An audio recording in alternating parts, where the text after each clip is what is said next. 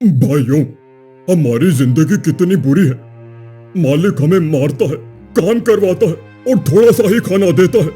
काश हम भी सामान्य होते। हम तो बस बोझ बनकर रह गए हैं अपने माता पिता पर। ये क्या? ये तो नन्हा बच्चा है, लेकिन इस सुनसान जंगल में किसका बच्चा है ये? भैया, किसी का भी बच्चा हो, हमें उसे बचाना ही चाहिए। विधाता ने जो लिखा है उसे भोगना तो पड़ता ही है।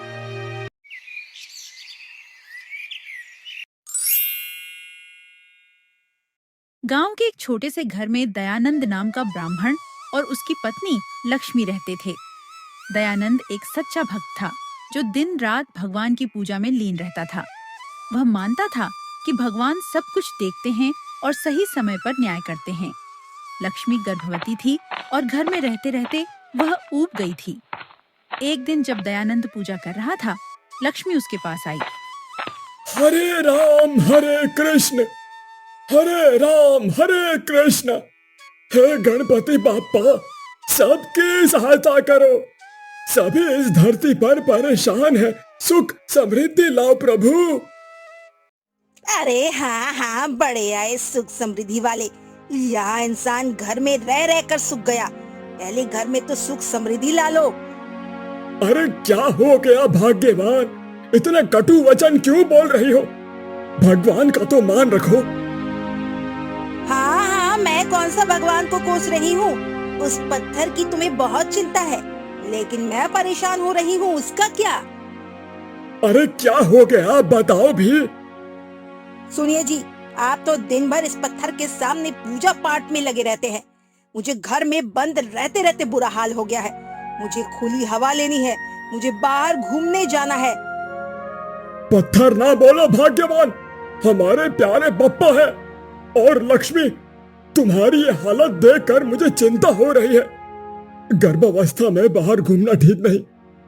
क्या पता कोई अनहोनी हो जाए। घर में रहो, मैं तुम्हारे लिए सब कुछ ला दूंगा। नहीं जी, अगर मैं थोड़ा ताजी हवा लूंगी तो हमारे बच्चे के लिए ही अच्छा होगा। मुझे जाने दीजिए, चिंता मत करिए, मैं सावधानी से जाऊंगी।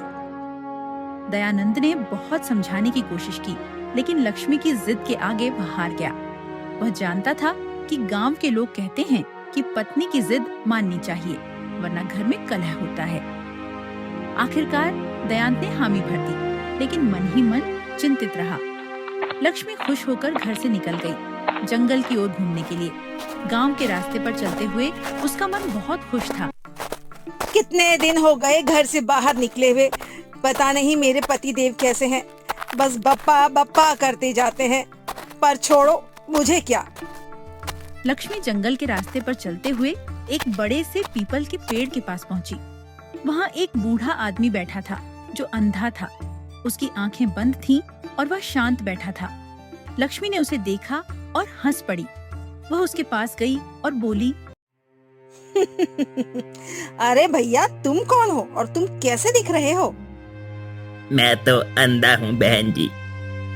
जरूर तुमने कोई पाप किया होगा, तभी भगवान ने तुम्हें अंधा बनाया। देखो, दुनिया कितनी सुंदर है और तुम कुछ नहीं देख सकते। कैसे लोग हैं इस दुनिया में। बहन, मुझे क्यों परेशान कर रही हो? मेरे जीवन में तो यही अंधकार है, लेकिन मैंने इसे स्वीकार कर लिया है। मैं अपने जीवन में खुश हूँ। मुझे किसी से कोई मतलब नहीं। आप चली जाइए। अरे चुप करो, तुम्हारी माँ ने जरूर कोई पाप किया होगा, तभी तुम ऐसे हो। कितने अजीब हो। अपने शब्दों पर विराम दो, वरना मैं कुछ बोल दूंगा तो तुम्हें पछताना पड़ेगा। मतलब तुम श्राप की बात कर रहे हो? अंधे आदमी, कहाँ कहाँ से आते हैं ऐसे लोग। अंधा आदमी ने फिर कहा कि वह अपने शब्दों पर विराम दे, लेकिन लक्ष्मी हंसते हुए आगे बढ़ गई। हे भगवान, मैंने किसी का क्या बिगाड़ा है? अब आपने ही हमें ऐसा बनाया तो हम क्या करें? हम कुछ कर तो नहीं सकते ना प्रभु। अभी मुझे एक महिला ने बुरा भला सुनाया, ऐसे ही है तो अपने पास ही बुला लो। थोड़ा आगे बढ़ने पर लक्ष्मी को एक लंगड़ा आदमी दिखाई दिया जो लंगड़ाते हुए चल रहा था। उसकी चाल अजीब थी। वह धीरे धीरे चल रहा था, लेकिन उसके चेहरे पर संतोष था। लक्ष्मी ने उसे देखा और फिर हंसने लगी। वह उसके पास गई। अरे आज तो अजीब लोग मिल रहे हैं, पहले अंधा और अब ये लंगड़ा। कैसे चल रहा है, कितना मजेदार है। बहन, तुम मुझे देखकर हंस क्यों रही हो? मैं जैसा हूँ अपनी जिंदगी में खुश हूँ। जाओ जाओ, तुम जैसे लोग क्या करेंगे? तुम तो अपने माँ बाप पर बोझ हो, कुछ नहीं कर सकते, बस ऐसे ही जीते हो। तुमने भी पाप किया होगा कोई जरूर। लंगड़ा आदमी ने कुछ नहीं कहा, लेकिन लक्ष्मी हंसते हुए आगे बढ़ गई। वह सोच रही थी कि ये लोग कितने अजीब हैं, लेकिन उसे अपनी गर्भावस्था का ख्याल नहीं आ रहा था। हे प्रभु, हम विकलांगों को कौन समझेगा? क्या जिनके हाथ पांव रहते हैं, क्या उनको ही अच्छा जीवन जीने का अधिकार है? हमें तो लोग ऐसे देखते हैं जैसे हम दूसरे ग्रह से आए हों।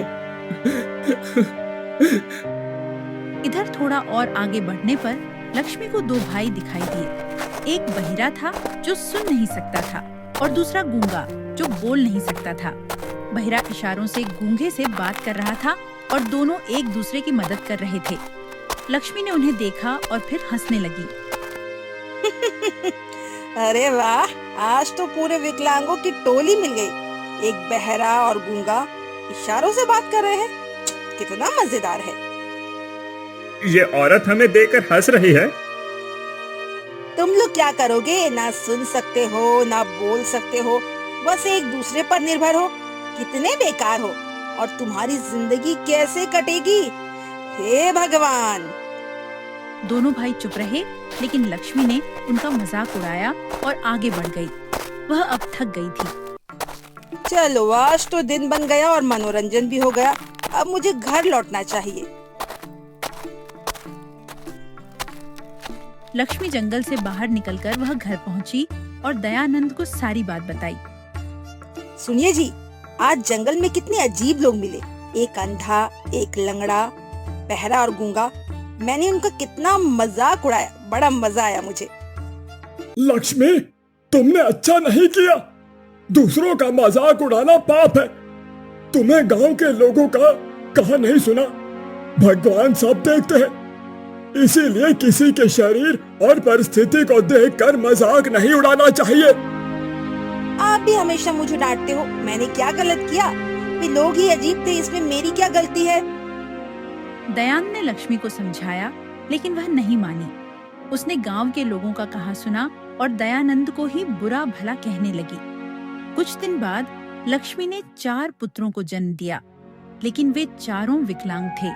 एक अंधा, एक लंगड़ा, एक बहिरा और एक गूंगा। लक्ष्मी रोने लगी और खुद को कोसने लगी। हे भगवान, मैंने उन लोगों का मजाक उड़ाया, तभी तुमने मुझे ये सजा दी। काश मैंने ऐसा नहीं किया होता। दयानंद ने लक्ष्मी को सांत्वना दी। देखा भाग्यवान, इसीलिए बोलते हैं बड़े बुजुर्ग, दूसरों के लिए गड्ढा खोदने वाले ही पहले गड्ढे में गिरते हैं। चाहे तुम्हारी योजना हो या तुम्हारी किसी के लिए गलत भावना, अब सब भगवान पे छोड़ दो। ये सब भगवान की लीला है। हाँ जी, ये मेरी सजा ही है, लेकिन मेरे पुत्रों को ही क्यों? ये तो मुझे मिलनी थी ना। भाग्यवान, इसके पीछे भी भगवान की कोई माया होगी। एक दिन पड़ोस की महिला लक्ष्मी के घर आई। और दीदी, कैसा? तुम्हारे सारे पुत्र तो बहुत ही विकलांग है। इससे अच्छा तो बांझ रहना अच्छा है। पता नहीं किस जन्म का पाप है ये। ऐसा मत बोलो दीदी, सब भगवान की माया है। ये सब मेरी गलती के कारण हुआ है।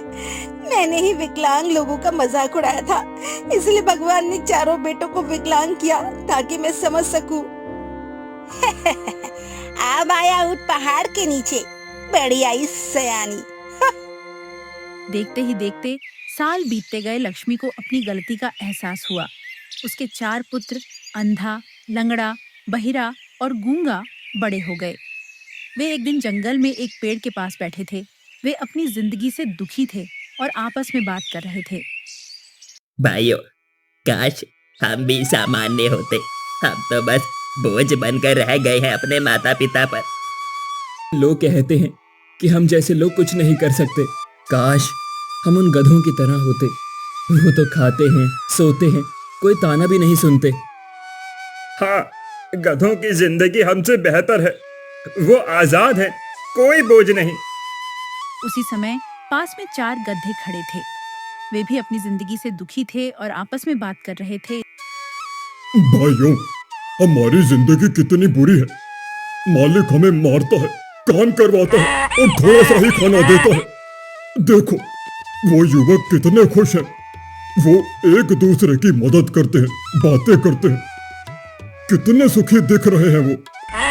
हाँ, काश हम इंसान होते, तब हमें कोई नहीं मारता और हम भी आराम से जीते। भगवान ने भी क्या ही जीवन दिया है, ना घर के है ना घाट के है। चारों ब्राह्मण और चारों गधे अपनी अपनी जिंदगी से असंतुष्ट थे। भाइयों, चलो पास के मंदिर बोलते हैं। भगवान वहां सबकी मनोकामना पूरी करते हैं। अगर हमारी मनोकामना पूरी हो गई तो हम अच्छी जिंदगी जिएंगे। अरे हाँ हाँ भाई, क्यों नहीं। तभी चारों ब्राह्मण भी भगवान के मंदिर जाते हैं।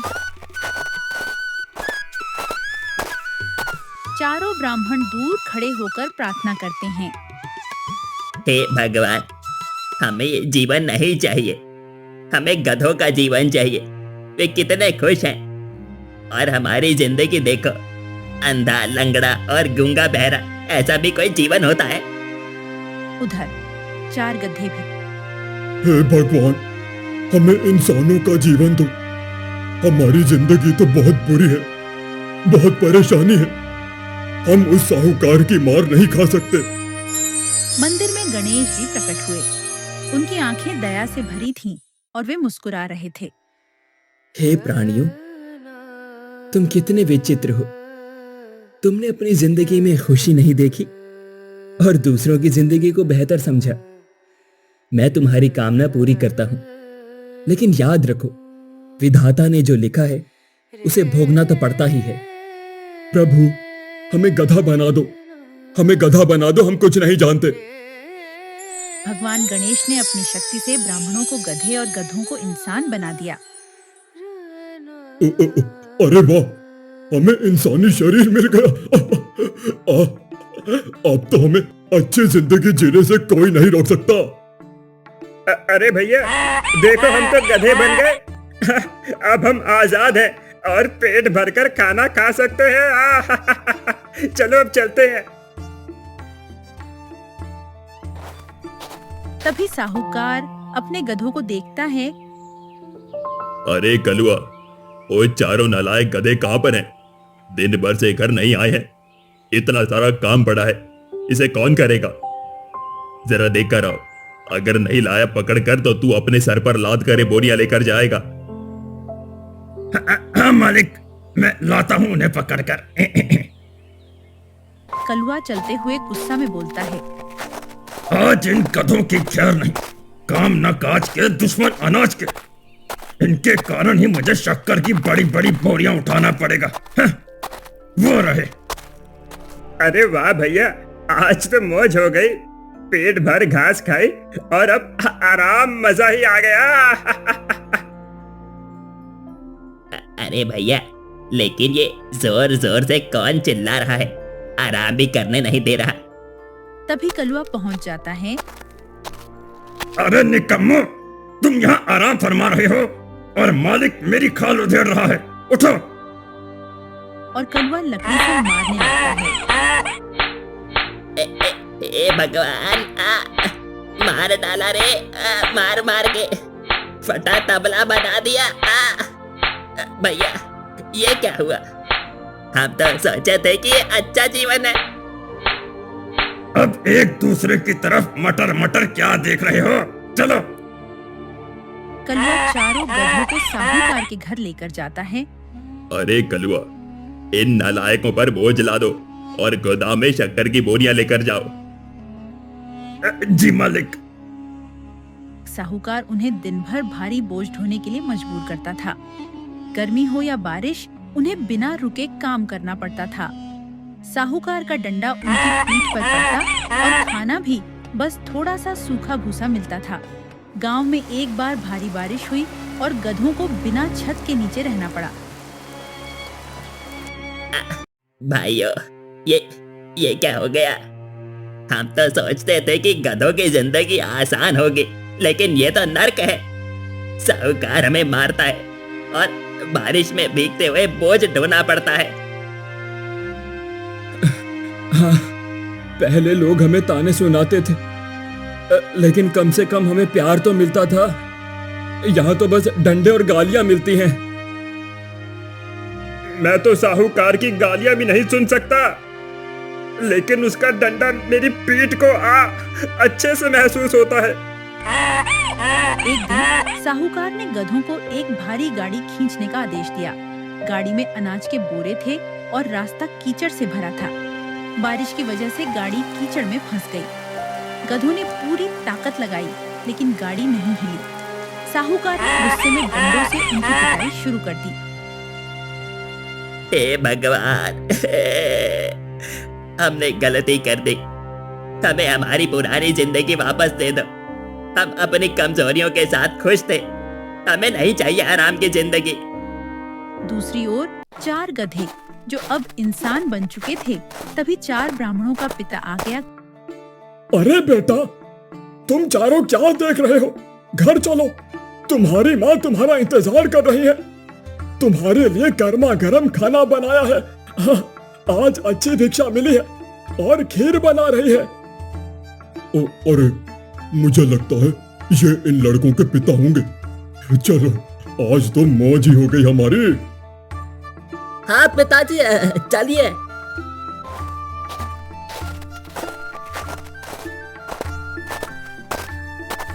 सभी लोग आते हैं और चाव से खीर खाते हैं। चारों अपने कमरे में। अरे भाई, आज तो पेट भर खाना मिल गया, बिना किसी मार खाए और किसी का काम किए। अरे माना तो बोला था ना भैया, देखो कैसी सुकून भरी जिंदगी है। आज तो मजा ही आ गया, पेट भर खाना खाकर। क्या स्वादिष्ट खीर बनाई है, वाह वाह वाह। गधा इशारे से सोने का इशारा कर रहा था। अरे हाँ भैया, अब तो आराम की जिंदगी है। चलो चलो, सभी लोग सो जाओ, सुबह और अच्छा खाना मिलेगा। सभी निश्चिंत होकर सो जाते हैं, लेकिन इन्हें पता नहीं था कि अगली सुबह क्या होने वाला है। दूसरी सुबह। अरे बेटा, उठो, इतना क्या सो रहे हो गधों जैसा? जल्दी आओ, मुझे पूजा करनी है। चारों लोग जाते हैं। अरे बेटा, सूर्य देव कब से निकले हैं और तुम सभी सो रहे थे? जल्दी जाओ और भिक्षा मांग कर लाओ। आज का खाना कैसे बनेगा? तभी एक गधा। अरे, ये क्या भला है भिक्षा? बेटा, तुम लोग चारों भाई भिक्षा मांग कर लाओ, तभी तो घर का चूल्हा जलेगा। ठीक है पिताजी।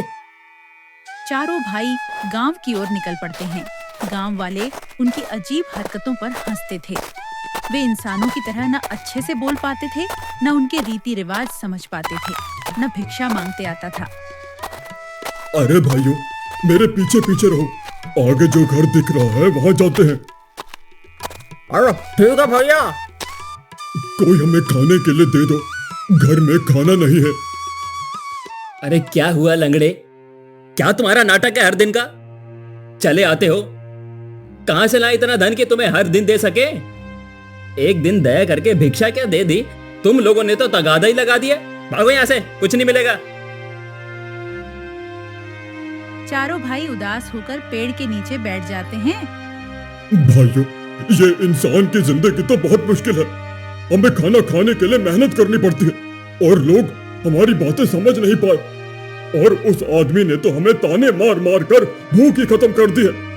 देखो नहीं कैसे हमें भगा दिया। पहले तो हम बस भूसा खाते थे और सो जाते थे, लेकिन यहाँ हमें गालियाँ सुननी पड़ती हैं और काम भी नहीं आता। काश हमने अपने गधों की जिंदगी को स्वीकार कर लिया होता। वहाँ कम से कम हमें कोई गहरी चिंता तो नहीं रहती थी। यहाँ तो हर किसी के ताने सुनने पड़ते हैं। अरे वहाँ तो बस साहूकार की मार ही थी। हे भगवान, हमें हमारी पुरानी जिंदगी वापस दे दो। हम गधे बनकर ही खुश थे। हाँ भैया, हमें मंदिर जाना चाहिए। हमें अपनी गलती का एहसास हो गया है। जो दूर से अच्छा दिखता है वो जरूरी नहीं कि सही हो।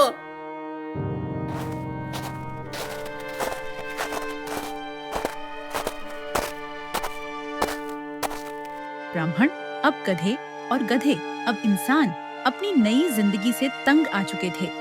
दोनों गांव के प्राचीन मंदिर में फिर से पहुंचे, जहां गणेश जी की मूर्ति थी। ब्राह्मण अब गधे और गधे अब इंसान एक साथ प्रार्थना करने लगे। हे गणेश जी, हमने गलती कर दी। हमें लगा कि गधों की जिंदगी आसान होगी, लेकिन यह तो और भी मुश्किल है। हमें हमारी पुरानी जिंदगी वापस दे दो। कितना बोझ ढोना पड़ता है प्रभु, हम पर कृपा करिए। भगवान, हमने भी गलती की। हमें लगा कि इंसानों की जिंदगी बेहतर होगी, लेकिन यहाँ तो हर दिन नई मुसीबत है। हमें हमारी गधों वाली जिंदगी वापस दे दो। हम साहू जी की मार सहन कर लेंगे, लेकिन लोगों के ताने नहीं। तभी मंदिर में एक तेज सुनहरी रोशनी फैली और भगवान गणेश फिर से प्रकट हुए। उनकी मुस्कान में दया और समझ थी। हे प्राणियों, तुमने अब समझ लिया है कि हर जीवन में अपनी चुनौतियां और खूबियां होती हैं। जिसके जीवन में जो लिखा होता है उसे नियति का और प्रभु की कृपा समझकर भोगना ही चाहिए। तुमने अपनी गलती स्वीकारी और ये सबसे बड़ा सबक है।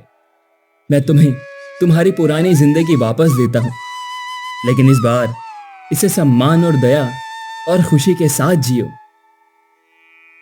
गणेश जी ने अपनी शक्ति से चारों ब्राह्मणों को फिर से इंसान और गधों को फिर से गधे बना दिया। ब्राह्मण अपने घर लौटे और गधे साहूकार के गोदाम में। लेकिन इस बार उनके दिल में एक नया सबक था। माँ, हमने समझ लिया है कि हमारी कमजोरियां हमें कमजोर नहीं बनाती। हम एक दूसरे की मदद करेंगे और खुश रहेंगे, और हमें जैसा भी शरीर मिला है उसके साथ ही खुशी खुशी जिएंगे। मेरे बेटो, मैंने भी तुम्हारी वजह से दया का महत्व समझा। मैं अब किसी का मजाक नहीं उड़ाऊंगी, और ये मेरी गलती थी। ये शरीर तुम्हें मेरी वजह से मिला है। मुझे माफ कर दो बेटा, मुझे माफ कर दो। ऐसा ना बोलो माँ, हम खुश हैं। गधे भी अपनी जिंदगी में वापस खुश थे। वे अब साहूकार के डंडों को सहते हुए भी हंसते थे, क्योंकि उन्हें पता था कि उनकी सादगी ही उनकी ताकत है। गांव में यह कहानी फैल गई और लोग अब दूसरों का मजाक उड़ाने से पहले 10 बार सोचते थे। प्रभु, आप इन बालकों पर कब कृपा करेंगे? मूषक, वो समय अब आ गया है। अब मुझे लगता है कि ये सभी लोग सुधर गए हैं और उनकी माँ की गलती भी पश्चाताप के सागर में बह गई है। हमें पृथ्वी लोक में जाकर इन बालकों की अंतिम परीक्षा लेनी चाहिए। कैसी परीक्षा प्रभु? देखते जाओ मूषक। एक दिन गणेश जी साधु की वेशभूषा में आते हैं। आलोक निरंजन, आलोक निरंजन, जय भोले भंडारी। माँ, कोई साधु बाबा आए हैं द्वार पर। सभी लोग आंगन में आते हैं। भूखे को भोजन करा दे, भगवान भला करेगा। हाँ बाबा, आप भोजन कर लीजिए। महिला ने बाबा को भोजन करवाया। साधु खुश होकर, पुत्री, मैं बहुत प्रसन्न हूँ। मांगो, जो मांगना है वर मांगो। बाबा, मैं बस ये चाहती हूँ कि मेरी संतान ठीक हो जाए, स्वस्थ हो जाए। जरूर, रास्ता कठिन है। चारों को अपनी बुद्धिमत्ता से ब्रह्म कमल को हासिल करना होगा, जो कि बहुत ही दुर्लभ होता है। इसके स्पर्श मात्र से मनुष्य के सारे रोग खत्म हो जाते हैं। लेकिन लेकिन क्या बाबा?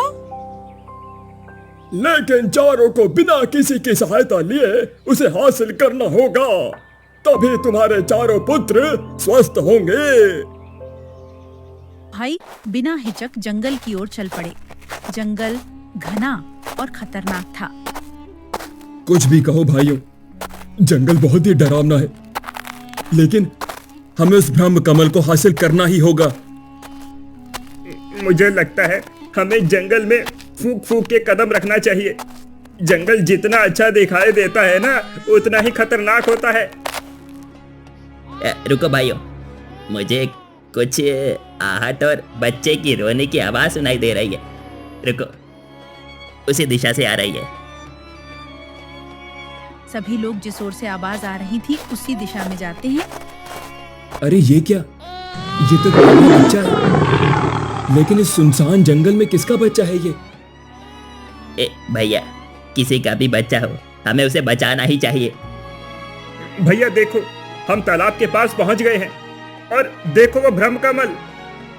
भैया रुको, पहले इस बालक की रक्षा करनी होगी, नहीं तो ये सही इस बालक को खा लेगा और हमारे होते हुए ये हम होने नहीं देंगे। हाँ भैया। सभी लोग शेर के सामने खड़े हो जाते हैं। तभी शेर अचानक गणेश जी के रूप में आ जाते हैं। तुमने ब्रह्म कमल की इच्छा छोड़कर एक नन्हे बच्चे के जीवन को चुना। तुम्हारी दया और निस्वार्थता ने मेरी परीक्षा पास कर ली। मैं तुम्हें स्वस्थ और सुखी जीवन का आशीर्वाद देता हूँ। गणेश जी ने अपनी शक्ति से चारों भाइयों को उनकी कमजोरियों से मुक्त कर दिया। वे स्वस्थ होकर लौटे। दोस्तों, आपको इस कहानी से क्या सीखने को मिला, ये जरूर कमेंट बॉक्स में लिखें और आप कहां से इस वीडियो को देख रहे हैं ये भी हमें बताएं। वैसे मैं आपको बताना चाहती हूँ कि इस कहानी से हमें ये सीख मिलती है कि हमें कभी भी किसी के शरीर को देखकर उसका मजाक नहीं उड़ाना चाहिए। क्या पता हमारे साथ भी वैसी ही घटना घट जाए। और एक और बात, अपनी जिंदगी को छोड़कर हमें दूसरों की जिंदगी में झांकने की जरूरत नहीं है, बल्कि हमें अपने जीवन को बेहतर बनाने पर ध्यान देना चाहिए। ये जरूरी नहीं कि आगे वाले इंसान की जिंदगी अच्छी हो। इंसान के जीवन में कभी सुख तो कभी दुख होता है, तो एंजॉय करो अपने जीवन को। धन्यवाद। और हमारी पिछली वीडियो में कमेंट करने वाले हमारे फैमिली मेंबर हैं उमा दत्ता, धन्यवाद आपका। और तस्लीम बानू मकरानी, दीप गेमर, आप सभी का धन्यवाद। और हमारी प्यारी सी फैमिली में जुड़ने के लिए बाकी सभी फैमिली मेंबर का दिल से शुक्रिया। फिर मिलते हैं एक शानदार वीडियो के साथ।